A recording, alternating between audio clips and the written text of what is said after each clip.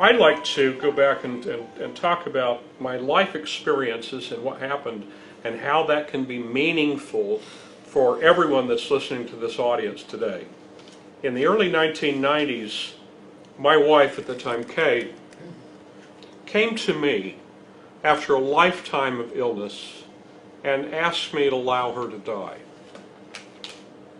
I've been through a lot of experiences, life and death experiences as a Marine pilot in Vietnam, and growing up in a very large family, and so I've had a lot of experiences with health, wellness, and death, and etc. in my life. But that was something that I simply didn't know how to face. When she was an infant, doctors in the United States took cobalt, which is highly radioactive, and irradiated her thymus gland to reduce inflammation. There were 500,000 people that this happened to, and virtually all of them are deceased at this point in time. And over 10,000 doctors died of radiation poisoning of this.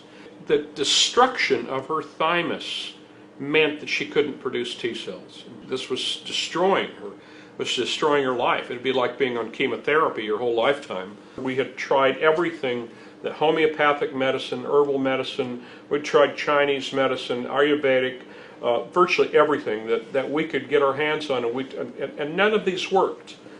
I had a friend that I was in business with that I didn't know had 2 PhDs. One of them was as a naturopathic doctor. He'd studied in Europe. And very quickly he got around to asking me if we tried colostrum. Now, I grew up on a ranch and a farm, and I knew that the animals, if they did not get colostrum, that first feeding, from the very first food of life, within hours, literally within 8 hours after birth, that they would die. Now, humans, we get some of our immune processes that take place inside the womb, but all other mammals do not. And so it seemed to make sense that if colostrum could save the life of every other mammal, and could start and create the immune function and normalize and make that immune function strong enough to fight off every pathogen that was coming down the pike, then it had to have some ability to help my wife. We found when I first brought colostrum home, I was getting it from my friend. He was drying it, getting it from a local dairy farmer, and drying in his kitchen of all places, because it wasn't commercially available.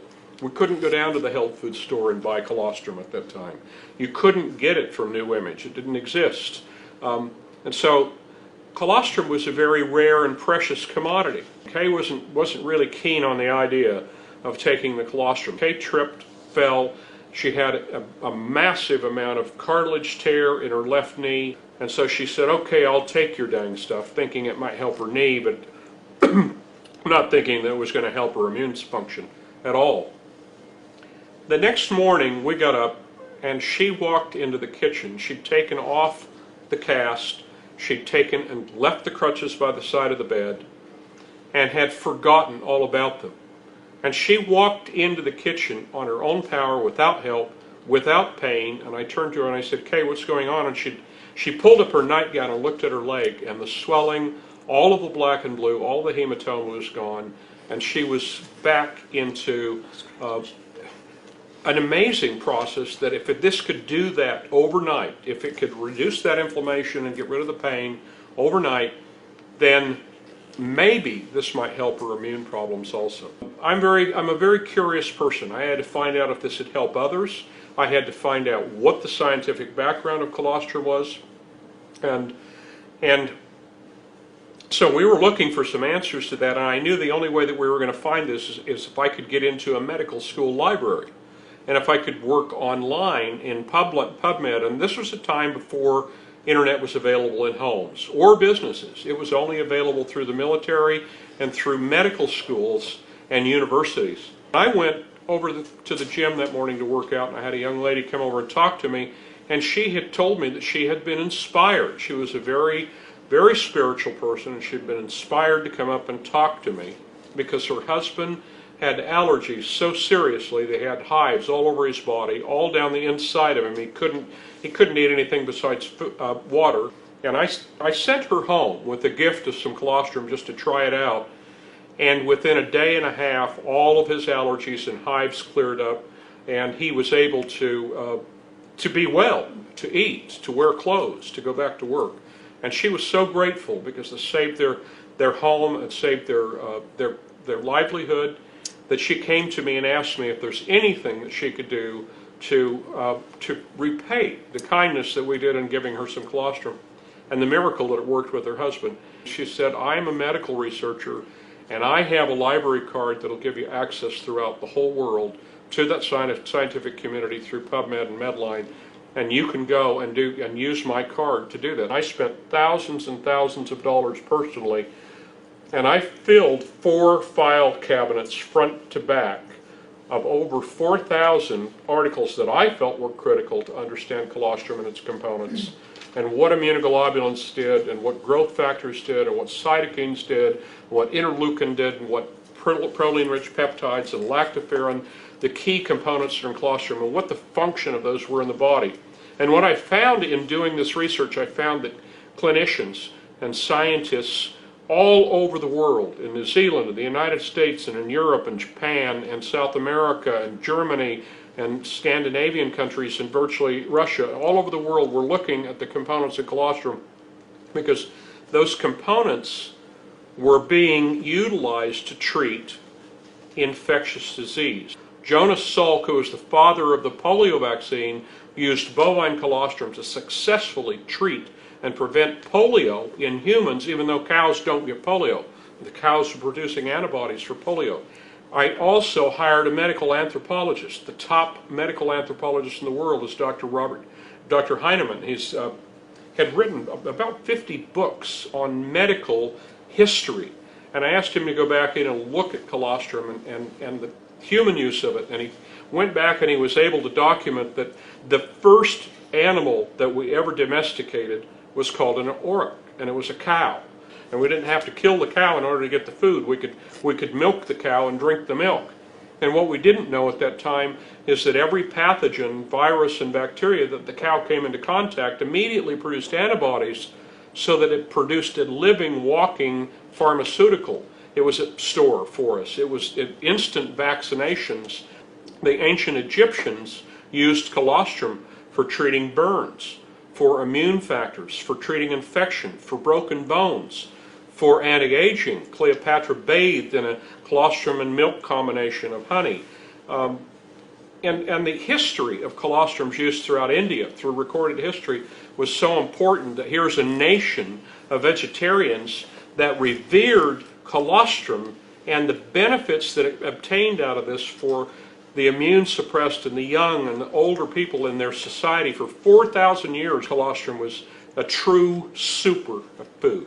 Why we did this, Kay and I sat down and gathered this information and put it together, is because no one in the world had done this. We had to share that information, that it was critical that we bring this information back again into the wealth of human knowledge.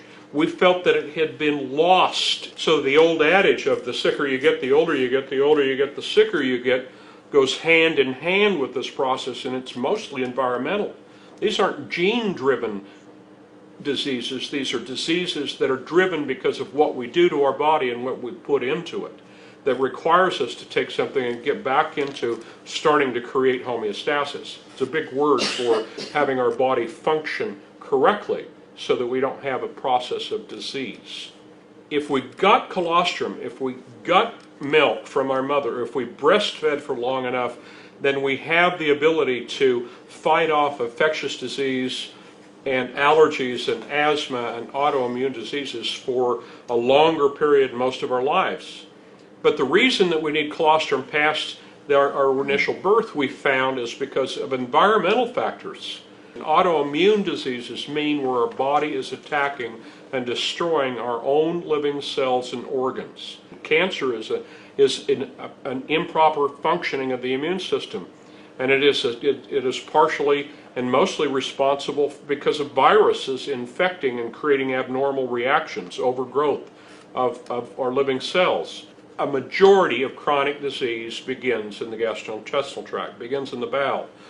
Research that we helped initiate in London and here in New Zealand proved that colostrum's growth factors could stop the permeability that's associated with the beginnings and the process of chronic disease, and was the only source of growth factors that can heal and prevent that process.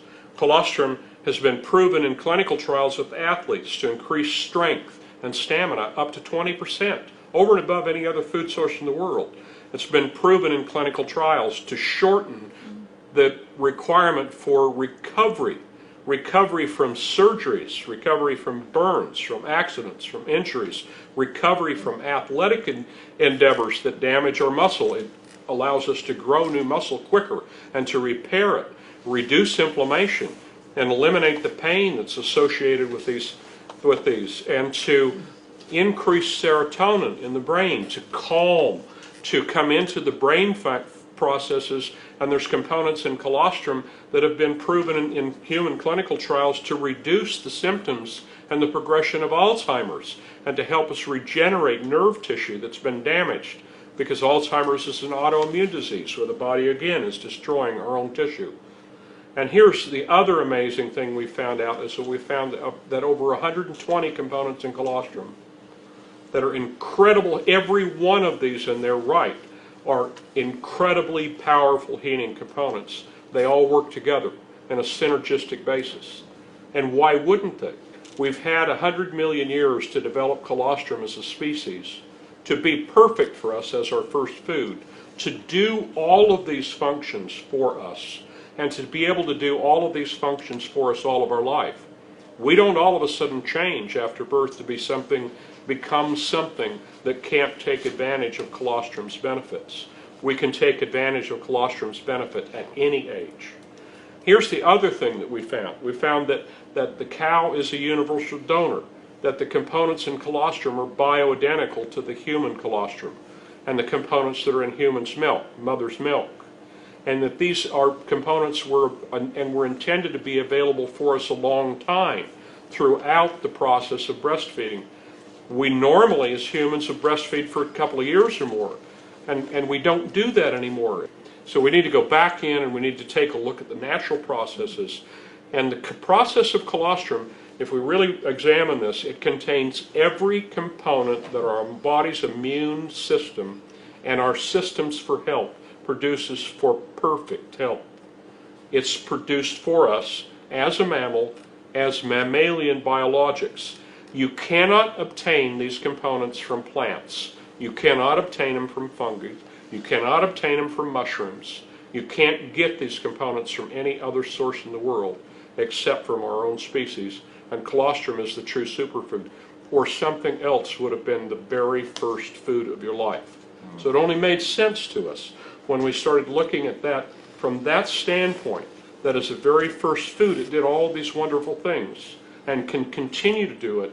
But we also, I think it made sense to Kay and I to realize, and to all of the doctors and scientists that we introduced this science to, over 10,000 doctors in the United States use colostrum on a consistent basis with their patients today because of the information that we've shared with them and are sharing with you tonight. And colostrum is truly a very miracle substance, and a miracle substance of life, the beginning food of our life.